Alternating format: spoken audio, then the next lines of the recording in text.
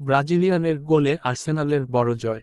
৩৩ দিন ও ৪ ম্যাচ পর অবশেষে জয়ের দেখা পেল আর্সেনাল। এমিরেটসে ইংলিশ প্রিমিয়ার লিগের ইপিএল দেখায় ক্রিস্টাল প্যালেসকে ৫-০ গোলে হারিয়েছে গানার্সরা। জোড়া গোল করেছেন ব্রাজিলিয়ান ফুটবলার গ্যাব্রিয়েল মার্টিনেল্লি। শনিবার ২০ জানুয়ারি প্যালেসের মুখোমুখি হওয়ার আগের ৭ ম্যাচে মাত্র এক জয় ছিল আর্সেনালের।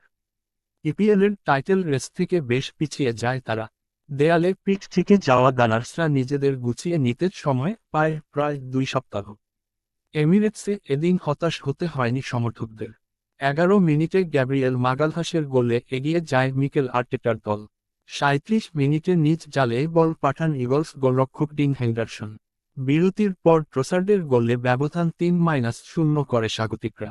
ম্যাচের যোগ করার সময়ে পরপর ২ গোলের চমক দেখিয়ে গানার্সদের বড় ব্যবধানে জয় এনে দেন ব্রাজিলিয়ান তারকা গ্যাব্রিয়েল